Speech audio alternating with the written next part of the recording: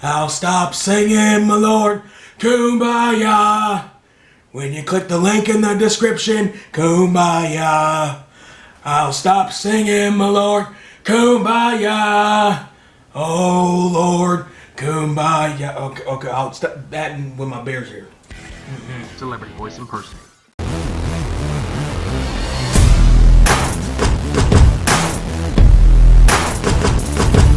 Party people in place to be, what's going on? It's me. I just came out of Bad Santa 2. And Bad Santa 2, the sequel, felt just like a sequel. Not even really a Bad Santa sequel, but a sequel. I laughed a few times, not gonna lie. There were a couple laughs. You know, Tony Cox is always good for one of those when he starts railing into motherfuckers. You know, he starts one of those multi-syllabic shit talk storms to people. Why you grungy, dirty dick, motherfucking mother, you know, all that shit. Like that's usually good for a laugh. The rest of the movie, though, it was missing something, man. Like it was missing something. Maybe. By the way, I came to see this because I loved the original Bad Santa. I somehow managed to not see any trailers for this, which is amazing considering my fucking YouTube habits. But I somehow managed to not see a trailer for this one, and I wanted to keep that going until I actually was able to come to theater to see it. It was aight. So the story is Willie, the original Bad Santa, Billy Bob Thornton, is out. he's no longer in jail. He's living this low life. He's living this terrible life. He's doing odd jobs like valet work and other shit. But he was just miserable with his life. Tries to kill himself. The fat kid comes back and because he got a package at his place from Tony Cox's character with some cash in it, trying to entice him on one more score. That was ultimately set up by his mother, played by Kathy Bates, as they were going to try to rob a charity, and all the shenanigans that happened as a result. So he infiltrates the charity as a Santa. His mom is all right, Southgate, I see you. His mom is she plays Mrs. Claus, and Tony Cox, of course, plays an elf. And they're basically just going to rob the safe during the big holiday pageant that happens. The kid, they're in Chicago, by the way. They end up going to Chicago, visiting Chicago. Thank you. They end up going to Chicago for the score because that's where the charity is. The kid goes to Chicago and tracks him down, and he decides he wants to help his friend, his Santa, as he calls him, or he just wants to be with him for Christmas. So, meanwhile, he's trying to get the keys to the safe, or to the office where the safe is. At least Tony Cox is trying to. Hold on.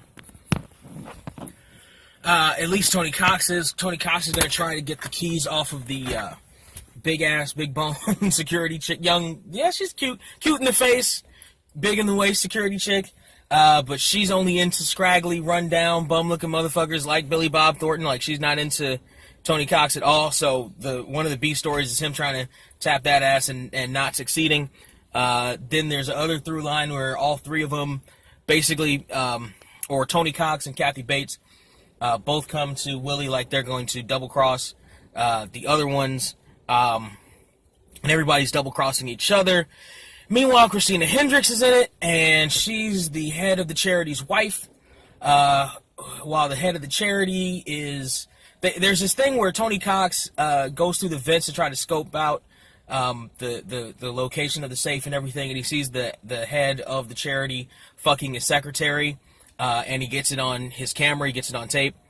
All that does is alert the head of the charity that there might be, cameras around and people looking up shit, but it doesn't really go a whole lot of, it really doesn't go too far further than that. Like he sees his wife take Billy Bob to an AA meeting, and or he has one of the security guards follow her, and that leads to Billy Bob Thornton, and that leads to the security guard checking out his backstory and doing facial recognition and realizing who he really is.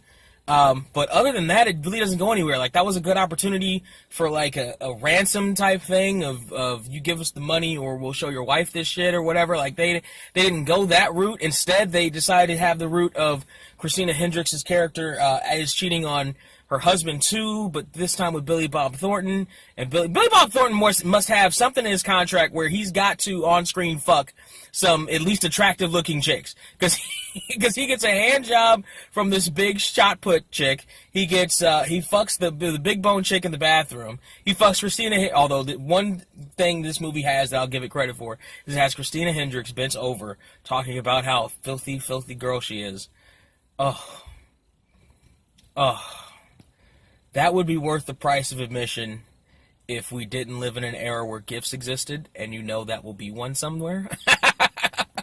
If we didn't live in a world where Pornhub exists, and you know that'll be on Pornhub somewhere sometime, or X-Hamster somewhere sometime, you will have access to that scene. Don't you worry. And the scene where she's getting fucked by Billy Bob in the in a Christmas tree lot, and he manages to get her to say "fuck me, Santa" the way Lauren Graham did. We didn't have Lauren Graham in this movie, which was a damn shame. This movie fell flat for me overall. It felt like a retread. If you could see, at least early, like, it was slow to start. You could see early on Billy Bob kind of had the expression on his face that he was doing it for the money and not much else. Kathy Bates is all right in this. Tony Cox is doing his Tony Coxian thing. That's all, he does what he does. Christina Hendricks is fine as fucking it. But the kid who's all grown up now, it's just, like, it's not his lines aren't funny anymore. Like, they were funny when he was a kid. They aren't fun, like, they explain it away like he's, like, autistic or whatever, but it's like, I don't really want to, like, it's not, it doesn't ring funny. Like, it doesn't ring as funny here. Maybe it's the lines, maybe we're not as shocked anymore, but it just doesn't ring funny. Like, there isn't a whole, like, they try to, like, the first one shocked us because we didn't know what to expect from it. Now we know what to expect from it, and even knowing what to expect from it, knowing where the bar is, they still don't meet the bar of the first one. Some people said that they couldn't do a Bad Santa 2 because of Bernie Mac and John Ritter's death. Bernie Mac and John Ritter wouldn't have been a note in this. Like, they weren't going to rob the same mall. Like, that wouldn't have done anything. Like, bringing them back wouldn't have meant anything, even if they were alive. I feel like that's part of the reason why Lauren Graham didn't come back for this one. Although, you could have had something with her in it. Like, you could have done something with her, but overall, fell flat. I was hoping that this would be, the comedy of the year, but the fact that I haven't really heard much about it in the last couple weeks since its release lets me know something. The decreased showtimes lets me know something. The people, I don't think, gravitated towards it for whatever reason, and I can understand why, having watched it. I haven't seen any scores anywhere online, or even any reviews of it, but I thought that most of it fell flat.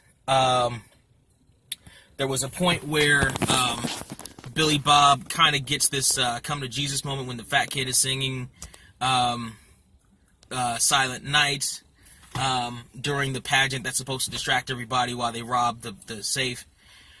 The turns at the end where Tony Cox tries to kill Billy Bob, it's like, like, really, again, and they tried to brush that away at the beginning because it's like he tried to kill him in the first one, and I'm like, why is he working with him again? And it's like, oh, one last score deal, but it's like, that still doesn't make any sense. He still tried to kill him. And the fucking, they basically tried to make sure that there would never be a Bad Santa 3, or at least not with this cast, and good.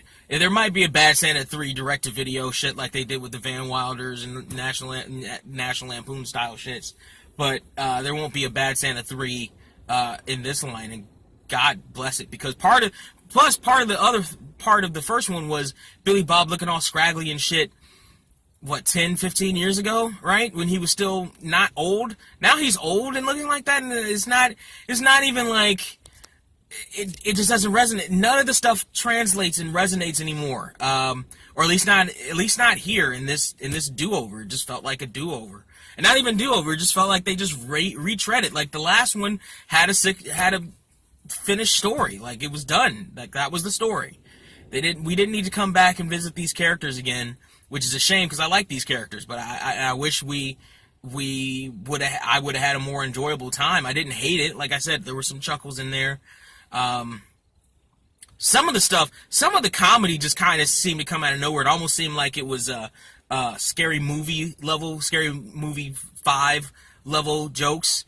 Like Tony Cox out of nowhere jumps on Billy Bob's back, and you could tell like it's a stunt person, and like there's a stunt where Kathy Bates tries to get him off of Billy Bob's back, and Billy Bob slams himself through the table, and Kathy Bates lands on the couch, and it was scary. It was not another teen movie level, not another teen level. It was Remember the Spartans level frat comedy that wasn't as good. Like the original had like little cuts to shit, but it felt more in context. It felt more organic. And this one didn't feel organic. The story didn't feel organic. It felt like they were just kind of throwing stuff in there just to throw stuff in there. Kind of random shit like Christina Hendricks, her husband's fetish for feet that we don't ever see, like, or for shoes that we don't ever see. Like it was, do the thing with the foot, or do the thing, like he tells the secretary to do the thing with the shoe or something, and rather than like showing it to us, they allude to it, which I guess is maybe that they thought that was funnier, but it's like that doesn't go and by the way, it doesn't go anywhere because the footage doesn't get used at all. Like it's just like he doesn't get his comeuppance, like, and we're supposed to hate the guy at least enough to side with Billy Bob and the crew at least enough to go along with them on this heist job.